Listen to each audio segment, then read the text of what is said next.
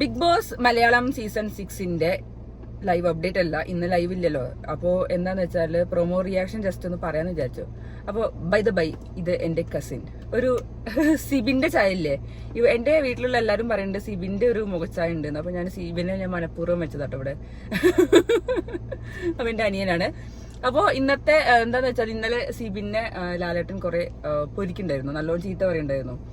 അപ്പൊ എന്താന്ന് വെച്ചാല് അപ്പൊ എല്ലാവർക്കും പരാതി, എന്താ സിബിനെ മാത്രം പറയണത്, ജാസ്മിൻ എന്താ പറയാത്തത്. അപ്പൊ ഇപ്പൊ ഇന്നലെ സിബിനെ ചീത്ത പറഞ്ഞപ്പോ എല്ലാവരും ലാലേട്ടനെ, എന്തിനാ ലാലേട്ടന് സിബിനെ ചീത്ത പറഞ്ഞു, ജാസ്മിൻ എന്താ പറയാത്തത് എന്നുള്ളതായിരുന്നു.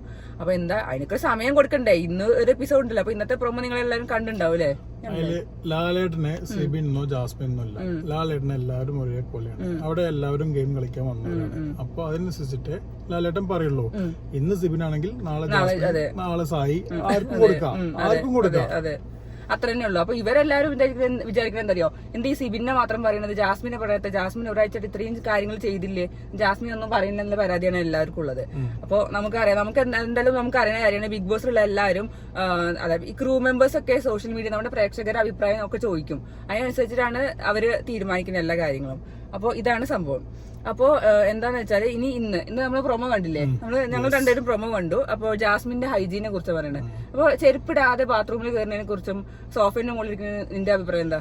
അതായത് ഈ ഹൈജീൻ എന്ന് പറഞ്ഞത് ഇപ്പൊ അവര് പല ഭാഗത്തുനിന്ന് ആളുകളാണ് വരുന്നത് അല്ലെ, പല രീതിയിലുള്ള ആളുകളാണ്, പല ആളുകൾക്കും പല ക്യാരക്ടറാണ്. അപ്പൊ ചില ആളുകൾക്ക് ഭയങ്കര ഹൈജീൻ ആവും, ചില ആളുകൾ കെയർലെസ് ആവും. പക്ഷെ ഒരു വീട്ടിൽ കഴിയുമ്പോൾ എല്ലാവർക്കും അനുസരിച്ചിട്ട് പോവാണ് വേണ്ടത്. അതാണ് എനിക്ക് പറയാനുള്ളത്. എല്ലാവരും അവിടുന്ന് റിക്വസ്റ്റ് ചെയ്തു, എന്താ പറയാ കാല് താഴ്ത്തിടെ ചെരുപ്പിട്ട് നടക്കണം എന്നൊക്കെ വേണ്ടിട്ട്. പക്ഷെ ഇതുമായിട്ട് അത് ജാസ്മിൻ അനുസരിച്ചിട്ടുണ്ടായിരുന്നില്ല. അതിനുള്ള ലാലേട്ടൻ വേറെ കൊടുക്കണുണ്ടല്ലോ. ഇന്നത്തെ പ്രൊമോളുണ്ട്, ജാസ്മിൻ എന്തായാലും തേച്ച് ഒട്ടിക്കുന്നുണ്ട് എന്തായാലും. അപ്പൊ പിന്നെ കുറെ പേർക്ക് സമാധാനം ഉണ്ടാവും, കാരണം ഇന്നലെ സിബിനെ മാത്രം പറഞ്ഞു എന്താ ജാസ്മിനെ പറഞ്ഞില്ല എന്നല്ല. അപ്പൊ ഇന്നിപ്പോ ജാസ്മിനെ പറഞ്ഞപ്പോ എല്ലാവർക്കും സമാധാനം ഉണ്ടാവും. തീർച്ചയായിട്ടും. പിന്നെ അത് കഴിഞ്ഞ് വേറെ പ്രൊമോ വന്നാണ് ജിൻഡോന്റെ ക്യാപ്റ്റൻസിനെ കുറിച്ച്. അപ്പൊ അതിൽ പറയുന്നത് ജിൻഡോ പവർ ടീമിന്റെ ഒരു പപ്പറ്റാണ്, അതായത് പവർ ടീം പറഞ്ഞതിനനുസരിച്ച് തുള്ളിച്ചാടി നടക്കുന്ന ക്യാപ്റ്റൻ ആണെന്നാണ് ജിൻഡോനെ കുറിച്ച് പറയുന്നത്.